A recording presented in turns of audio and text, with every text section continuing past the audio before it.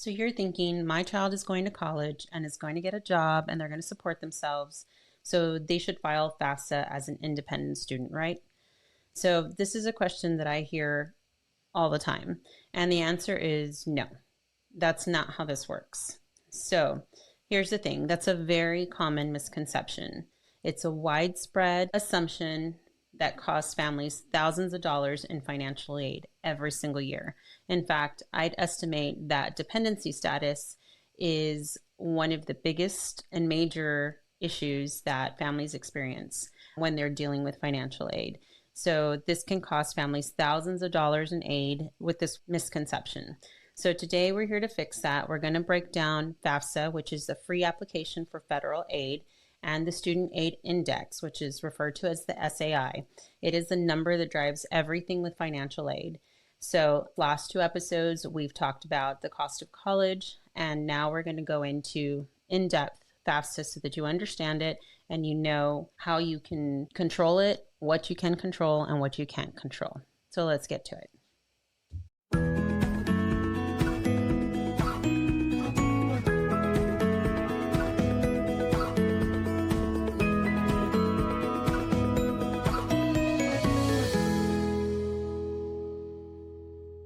Okay, welcome to the Moments That Matter podcast. We are starting season 4, episode 3. I'm Laura Escamilla. I'm your host. And I am Isaac Escamilla, your co-host. So in the first episode of this season, we talked about why families feel blindsided with the cost of college. And the second episode, we talked about financial aid offers and how to decode them, what to look for. And in today's episode, we're going to talk about FAFSA. And in the workshop, I feel like this is the most confusing part for parents. They know they applied or they need to apply, but understanding FAFSA is really important, and understanding how it works, what actually happens with it, and why the assumptions that they make about dependency status cost them thousands of dollars. So like everything else, FAFSA isn't just a bureaucratic form you fill out to check a box. It is a tool. This is what colleges use to determine eligibility for federal aid, state aid, institutional aid, and most scholarships. If you misunderstand how it works, it can cost you thousands of dollars. Okay. So I have heard from parents in the various sessions and even before that say something like, I don't qualify for FAFSA, but that doesn't make a lot of sense, right? FAFSA is an application. It's an application. It is not a loan process. It is not any of those things. That's just a misunderstanding of what FAFSA is. So today we're going to talk about that. So FAFSA stands for Free Application for Federal Student Aid. And that's what it is. It is an application.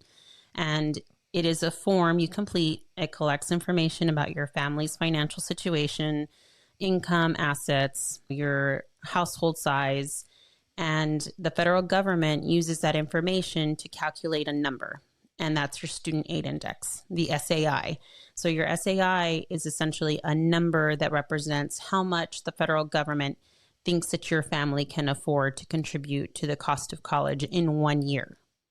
Here's why it's important to understand that. The FAFSA and your SAI determine eligibility for 3 major categories of financial aid. So one is federal aid, which is the Pell Grants that we talked about on the last episode.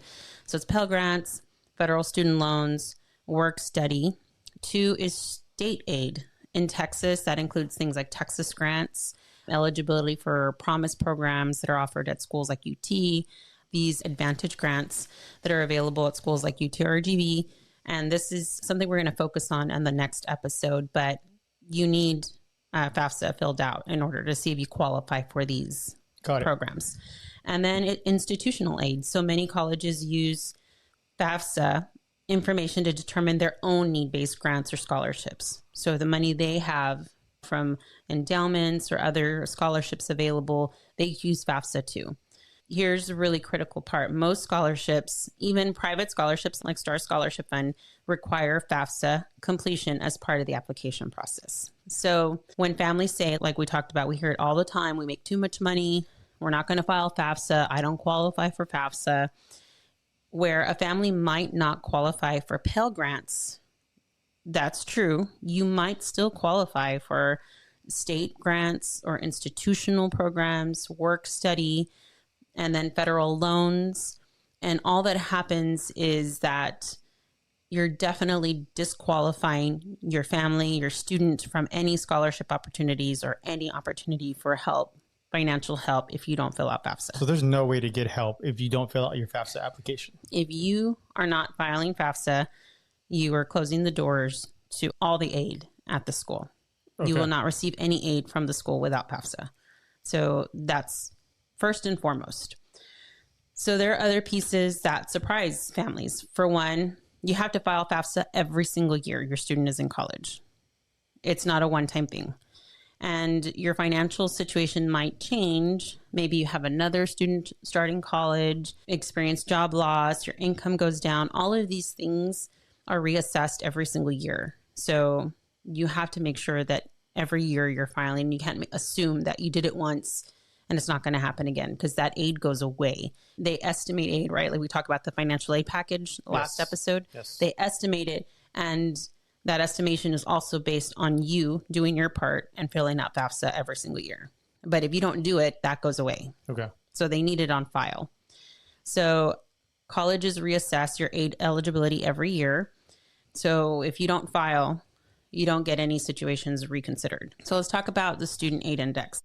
So FAFSA collects your financial information and they produce this number called the SAI. So the SAI formula considers your family's income, right? This is the biggest factor.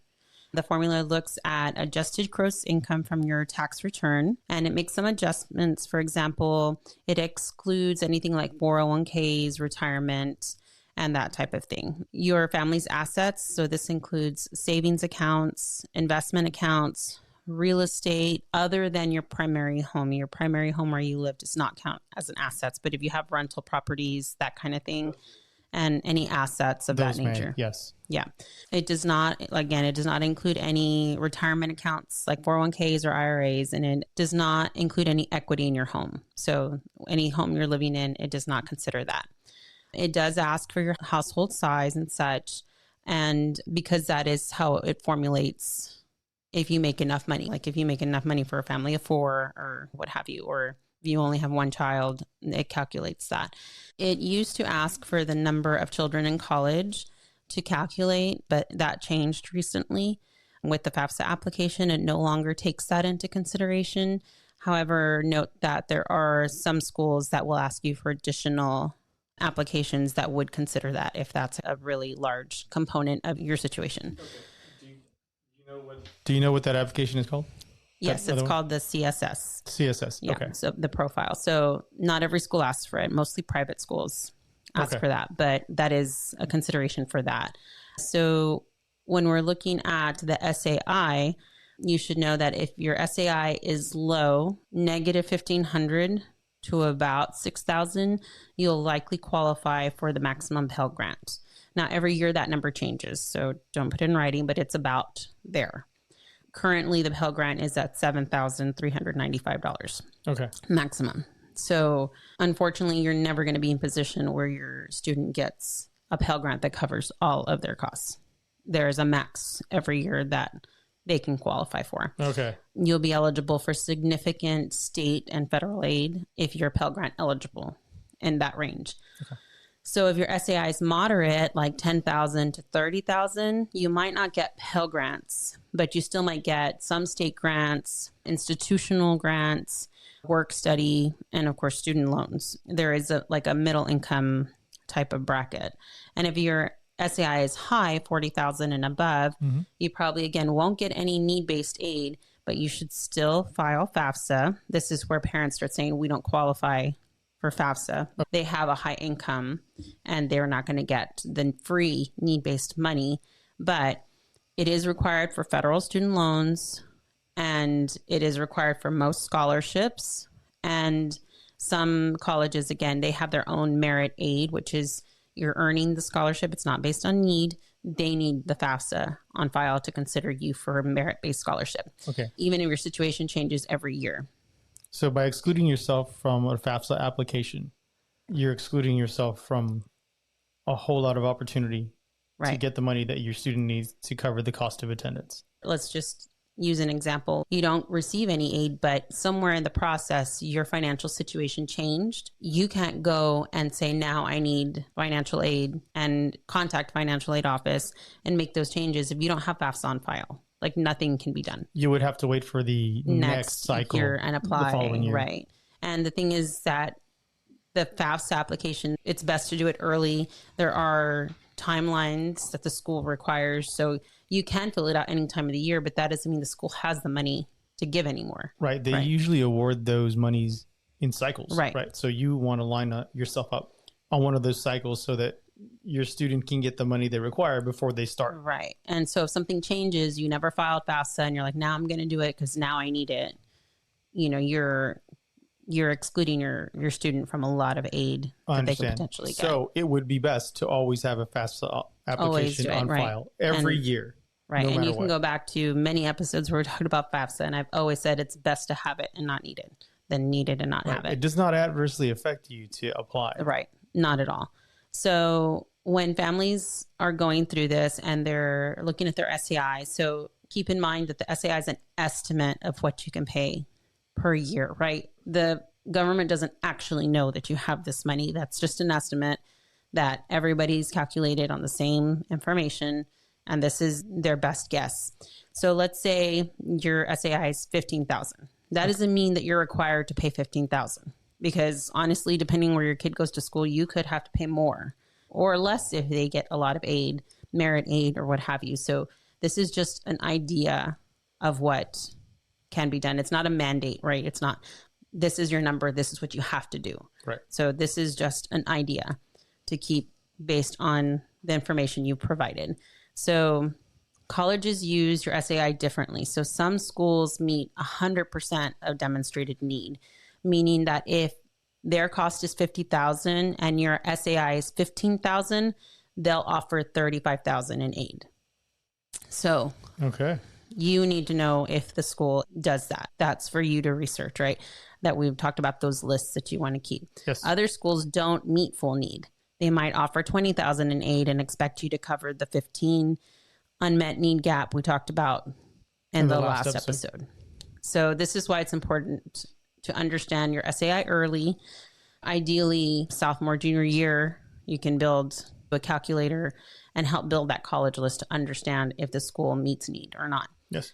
So when you're filing FAFSA, the reason timing matters is that, for one, FAFSA opens usually October 1st of the school year. So for 26-27, if the student's a senior, they should have already filed FAFSA. They should have already applied to FAFSA. And luckily, our school counselors are very good about holding FAFSA nights. And it is, in Texas, a graduation requirement for seniors. So they need to file FAFSA. There are waivers that can be done if parents really going to fight it. But for the most part, it should already be done. So FAFSA opened October 1st. If your student is a high school senior now, again, it should have already been filed, and you should already know what your SAI is. You should have already gotten your submission summary. Yes. And gotten that process. So if you haven't heard back, it hasn't been processed, go in and check the account, make sure that you don't have any pending documents or anything lagging behind, because at this point, that information should already be complete. Available to you or sent to you. So if you're a high school junior, you're going to graduate in 27, this fall in October is when they'll start applying. 8 months from now, they'll start to file FAFSA. So understanding their SAI now is important. So, and of course, if they're a sophomore, freshman in high school, the earlier you start to understand, I would hope that most people's financial situations are consistent, you know, so you can get a good idea at least of what your SAI will look like. Mm-hmm. But understanding early matters, and every state's different, where you live, where you're going to go to school.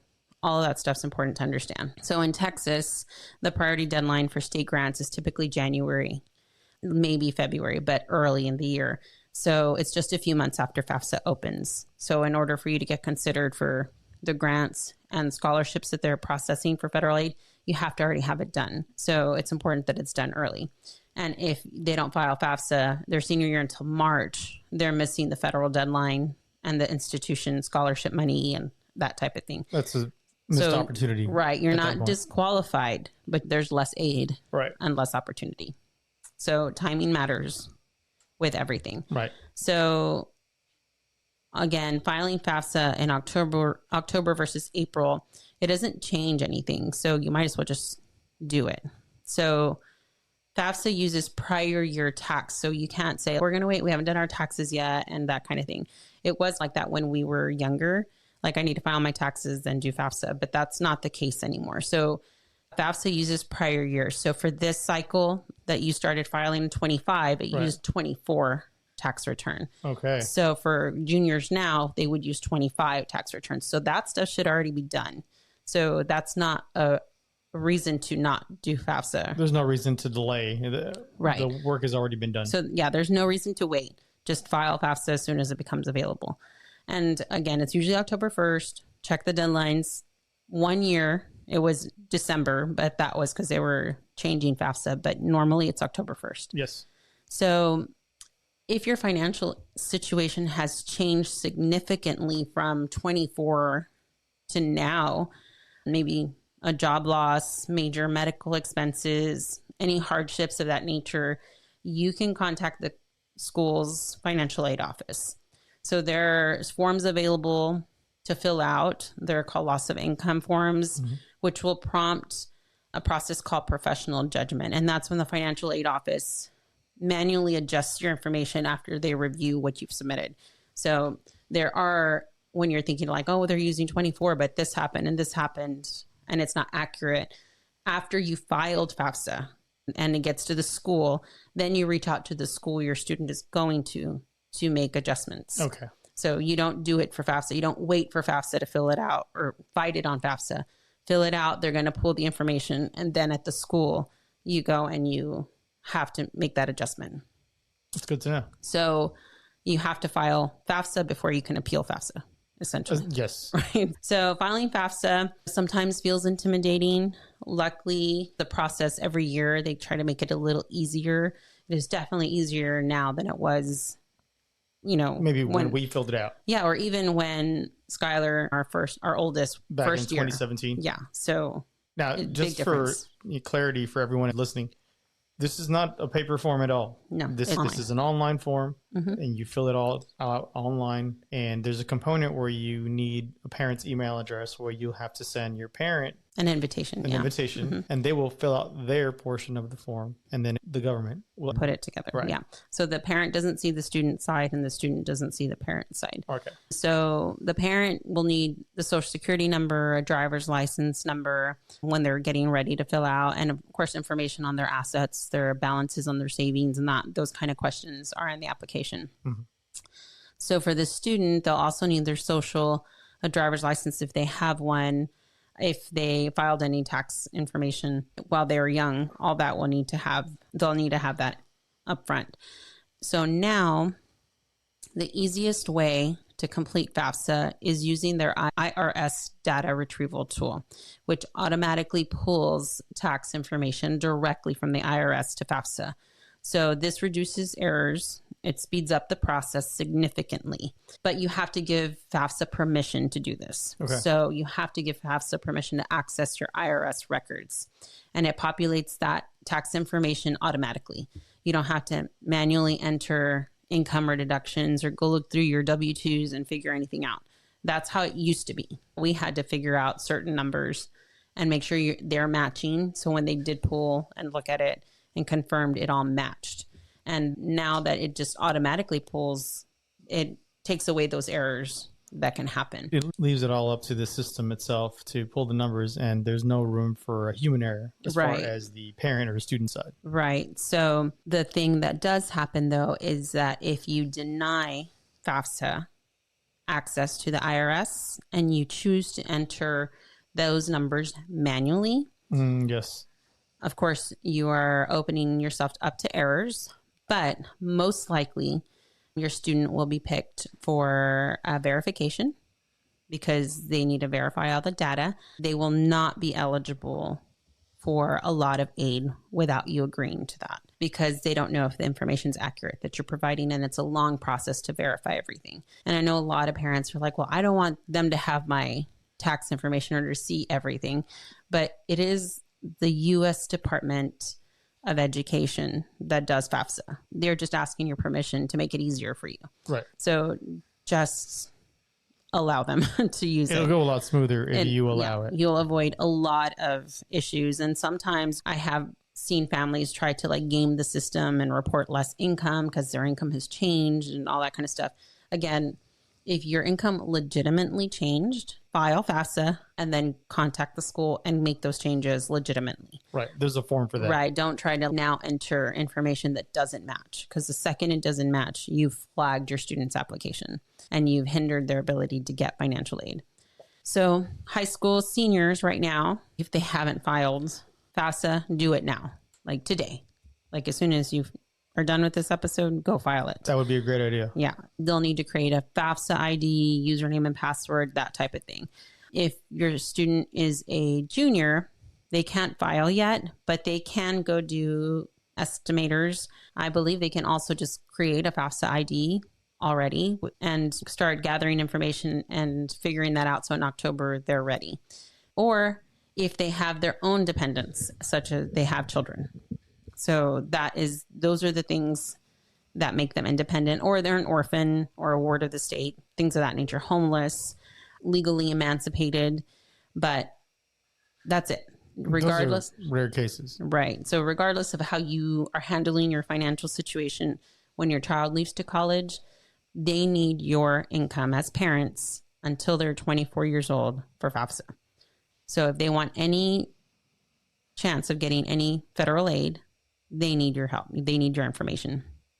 So that's why this matters so much. So if your student is a dependent and you refuse to provide your financial information on FAFSA, your student will not qualify for any need-based aid. Need-based aid is free money that does not need to be paid back. So they won't get Pell Grants. They won't get state grants. They won't get institutional grants. They will only qualify for unsubsidized federal loans, which means, as we talked about in episode 2 and in episode 5, we'll break down loans specifically, but loans have to be paid back, obviously, and interest starts to accrue immediately on unsub loans, and they are at a limit. So most likely your student will not get enough unsubsidized loans to cover their college costs, even if you don't fill out information. So I've talked to families where parents said that they're not going to help pay for college, that their student's going to be independent. And when they discover that's not possible, sometimes they refuse to fill out FAFSA. And that really puts the student in a bind. So that decision to not file FAFSA because you're planning to not give your student money really costs the student a lot of money in a lot of years. You put them in a predicament. If a student wants to go to college and has to do it by any means possible, I totally support that. But this parent made it harder just because they didn't want to fill out paperwork. Right. It didn't have to be this difficult. Right. No one's saying that the parent has to help and has to do anything financially. It is totally up to the family to have that discussion and contribute what they can or want to. But just filling out FAFSA makes a huge difference for the student. It's heartbreaking to hear these stories, and I do hear them a lot, unfortunately. And again, if you're a parent listening to this and you're not planning to contribute to college costs, I understand. That's your decision to make. I'm not here to judge any family's financial decisions, but please provide your information on FAFSA. It takes about an hour. It could unlock thousands of dollars in funding for your student to help them pay. And you're not committed to pay anything by filling out FAFSA. All you're doing is sharing your financial information. Right. You're just opening doors to options. All that's required of you is an active support for this. You're not required to do anything beyond that. So let's talk about what you can and can't control, right, when it comes to the SAI. So things you cannot control is your income from work. If you have a job, your income, the SAI formulates that. You can't change it for FAFSA because of expenses or what have you. And required living expenses. So the formula doesn't care if you have high medical expenses or high rent or high debt. Those are things you can't change. It's not going to consider all of that. It just looks at your gross income and standard adjustments on your income tax. Okay. So it doesn't calculate for a family or individual circumstances. It doesn't get in depth like that. So those are things that you have to contact your school financial aid office to help with.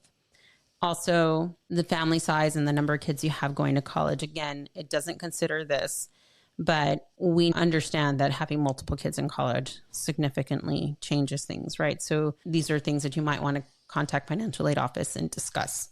I know sometimes if they're going to the same school, the school will make a discount for an additional student. So those are things to look at your school. But explore your options. For sure. So things you can control, for one, is the timing of when you're doing things. If you're going to sell property or if you're going to do things like that, if your student's a freshman right now, be aware of the year that you're going to have to claim those assets on FAFSA. So you can control things like that early on. So if you're going to sell your house or do those things, do it before the year comes that FAFSA starts calculating, because that money, those assets will get counted. And assets like retirement accounts and all that kind of stuff doesn't get calculated in FAFSA, so you don't have to worry about that. But regular savings accounts do count. A percentage of that goes towards your assets. 529 plans owned by the parent are claimed at a much lower rate of your asset. But as of 2024, a 529 savings owned by the grandparent does not count against the student and does not count as an asset. So that's something you also want to look at, how your savings are being calculated. That's interesting.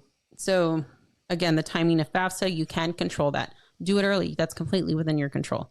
And get in the deadlines that are needed for aid. And your communication with financial aid offices. So again, if your financial aid situation has changed, you can request what we talked about, the professional judgment, and you can ask for help. They may not grant it, but you can at least try, and you can control that. And I want to be really clear. You don't just want to contact financial aid office and claim you have a situation that you can't prove. If you legitimately have a situation, there will probably be documentation to support that. Right. And they will work with you. They're not there to make life difficult for you. So what we want to talk about with special circumstances and professional judgment is that if your financial situation has changed significantly, that is done at the school, not through FAFSA. So it'll take that information, and those circumstances are, again, job loss, significant reduction of income, a death of a parent or spouse, and of course, I hope that does not happen to anybody. Of course. Divorce, separation, major medical situations not covered by insurance, natural disasters or emergencies. Again, if a sibling started college also, and that needs to be considered. So you can contact financial aid office and request it. They will obviously have you fill out forms and have you prove the situation before they consider it. But the sooner you do that, the better. So this is what you need to know about that. Also, you as a parent, regardless of your situation, financial situation with the student, and this is where it gets a little upsetting for parents, that yes, they're your dependent and you're required to fill out FAFSA. But when it comes to the school, they are an adult and you can only make certain requests from the school. The student has to be the one to contact financial aid because they are an adult. The parent can't just call and request information. There are certain guidelines through FERPA, federal guidelines. The school cannot disclose just any information to the parent. So there are forms that have to be filled out. So what if the student has a parent disclosure form filled out on file with the university? Can they do that? Yeah. So most schools have a form authorizing the parent to call and ask questions. So without special permission, the parent can make certain requests. They can ask about the deadlines. They can ask about the process, how to complete forms, where to find forms or documentation. Right. Publicly available information. Yeah. General requirements for programs, how financial aid works at that school, that kind of stuff. They can call and say, can you explain to me what paperwork I need to be considered for professional judgment? Can you tell me what the priority deadline is at your school? Do you allow scholarship stacking, which we'll talk about later? What are the renewal requirements for scholarships? They can ask those questions, but cannot, without permission, ask for specific details on the student's account, award amounts, disbursement dates or issues, eligibility determinations, account holds, loan acceptance or declined statuses. Once your student turns 18, FERPA protects their educational records, including financial aid, from being shared with parents or anyone without permission. So your student has to fill out a form to authorize you and give you permission. But the student has to give you permission for financial aid to discuss specific information.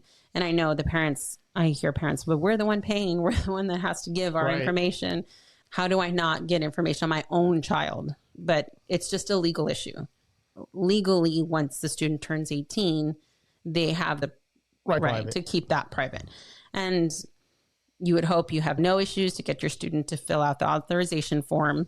And again, there is a different form for financial aid and payment authorization. For example, I have authorization to pay all the bills I want and to check everything, but I do not have authorization, and I have not requested authorization to check our students' grades or schedules or anything like that. That's a separate form, right? Those are two different things, and I didn't ask for that. Okay. So I was only concerned about paying bills and seeing disbursements and that kind of stuff. Making sure all his finances were taken care of. Right. So the three things that you can do as a parent is, for one, a FERPA release, a third-party waiver. They're called something different at every school. Okay. At ours, they're called an authorized user. When you do that, then the student accepts it and creates it and allows you access to their information. So my strong recommendation is that you have your student fill out this form as soon as they can so that you can start acting if you need to on their behalf. When can they fill that out? Right after being accepted to the university or the college? I think once there's a financial aid account for them, like an offer in their system, that is something that can start happening. Okay. The other option is, if you call financial aid, to have your student present. So if they have to speak or confirm anything, they'll be able to help. You're together and they verbally give you permission to talk to the representative to do that. So this works well for one-time situation questions. If you haven't filed for the authorization yet and you need to do something really quickly, or where there's complex conversations that both parties need to be, be involved in. Other things, and this is what I've done, is use the student's email. Like I have emailed through the system using our son's email. He gets the response and tells me about it, but I type the email out to ask my question. Okay, yes, the shared credentials. Right. So this works for us. This may not work for everybody. I have parents all the time who tell me, like, I don't even know what their grades are. How do I not know? And all this kind of stuff. So that's between you and your child. But definitely a conversation between you and your student. But also, there's a fine line, right? There's a point where your student does need to advocate for themselves and needs to be the one to communicate with the school on specific things. So you should be involved with things like professional judgment, because most likely those situations are the parent's financial situation, not the student's. Yes. So those are issues where you do want authorization. Yeah. Parent plus loans, those are, again, the parent's responsibility. So they want to make sure that they're involved with those things. If they need help with FAFSA or making changes, that's where the parent should request information or to be authorized. Yes. When it comes to certain other things, you would prefer the student be their own advocate, to learn to communicate with adults, other adults, understanding their own financial situation. You want them to understand what they're borrowing, what they're granted, the terms, because your student, if they're granted a scholarship, they need to understand themselves what they're required to keep up GPA-wise, of course, hours-wise. They need to be able to understand that and be on top of that themselves. So I guess they call it be a coach, not a quarterback. That's a good way to put it. Help your student ask the right questions, talk to them about it, call and ask these questions. What did they say? And work through there. In the long run, that helps your student, which is, again, why I don't have access to everything. He needs to be the one. We've always encouraged advocating for himself and herself when they were in school with their professors and about their grades and yeah. And if handling their there's, own business. our son, if I need him to call, he's like, okay, what am I saying again? And trying to understand what he's asking and then do it. But Again, the coach those are things versus the quarterback. Yeah, right. Yeah. And they're good. It's good for him to learn to do those things. So that's everything with FAFSA. That's everything with your SAI. And we want to connect all this, right? So we talked about cost of college. We talked about financial aid offers. And we're talking about FAFSA and SAI. So as we go through this, our next episode, we're going to be talking about tuition assistance programs, which are directly related. You can't qualify for any of these programs if you don't fill out FAFSA. Okay, so FAFSA's first. FAFSA is the key to any of those. Right. So before we can get to tuition assistance programs, if you are eligible and what they are, or loans, none of that happens without FAFSA. So FAFSA first, and scholarships too. Like the future episodes, none of those can happen if FAFSA has not happened yet, and understanding what that is. So for this week, if you're a 9th or 10th grader, you want to go to studentaid.gov. That's the FAFSA website. And you want to look at their aid estimator, and you want to start figuring out what your SAI looks like and how that affects aid at the schools you're looking at. Again, if you're up to about 6,000 SAI, that's Pell Grant eligibility. 6 to 15, you can have some Pell Grant eligibility, but you start getting closer to work study and other types of grants and loans. And above 15,000, there's some institutional aid, but you're looking at loans. And of course, above 30, merit scholarships, that type of thing is where you want to start focusing. If you are currently a junior, you want to, again, also do the estimator, and you can start creating and talking to your parent, or the parents and kids start talking about the FAFSA ID, all that kind of stuff. That FAFSA ID never changes. So for any kid, as a parent, if you have multiple children, it's the same FAFSA ID. If you apply every year, it's the same FAFSA ID. So creating it, establishing it, keeping those credentials ready for October. They're going to go a long way. Yeah, for sure. So you want to start keeping track of what that is when you're making these lists. And of course, if you're a senior and you have not done FAFSA, turn this off and go straight to studentaid.gov and go fill out FAFSA. Again, there is a student side and a parent side that have to be done. But this is where we want to start focusing on what comes next on how to pay for college. So these other programs, these other things that come after this. All right. Again, a common misconception is that FAFSA is too complicated, or you don't understand the forms. It is much easier now. That is not something you should be scared of. Use that retrieval tool. It'll take you no more than 30 minutes to do it. If you get stuck, contact your high school counselor. Again, some schools have FAFSA nights. Contact the financial aid office. If you have questions, contact FAFSA directly. We make too much money, we don't qualify. You may not qualify for Pell Grants, but there is other aid that your student needs FAFSA to be considered for: merit, scholarships, institutional grants, work study, loans. None of that can happen without FAFSA. So going back to the previous episode. Yes. So we want to make sure to make it to the full cost of attendance. Right. We need to find all the ways to do that. And you need FAFSA to help you do that. Yes. And some parents have concerns with confidentiality. They don't want FAFSA, all the colleges to know their financial information or what have you. Understand that FAFSA information is confidential. Only the colleges see your SAI, and it is a summary. They don't get the detail of your IRS report. Even as in the scholarship, we get a submission summary. It doesn't tell us anything. That's true. It gives us the SAI number. The SAI is a student aid index, right? And so they get a number on an index. Right, but I don't know your private income. I don't know any of that based on the information. I just get a report that has your students' information, like where they went to high school, where they're going to go to college, and that SAI number and the parents' names. That's it. Okay. So it doesn't have confidential information on there. So that's not something to be concerned with. And other parents get concerned that if they fill out FAFSA, that they're committing to borrowing loans or doing that. Understand that FAFSA is just an application and determines eligibility. When financial aid offers arrive, like we talked about, you'll look at them and you'll determine if they're grants or loans and what you want to accept and what you don't. Right. You're under no obligation to accept it all. You can Or decline any loans and decline any of that. You don't have to do any of that. You can decline it. It requires your acceptance for loans to go through. So filling out FAFSA does not commit you to anything. So if your situation is complicated, divorced, self-employed, blended families, all these really complex issues that do exist, FAFSA is built to understand those situations. There are rules for everything. So the counselors or people at FAFSA can help you understand how to fill things out and who should fill them out and those types of things. So there are clear guidelines for that. So don't let that keep you from filling out FAFSA.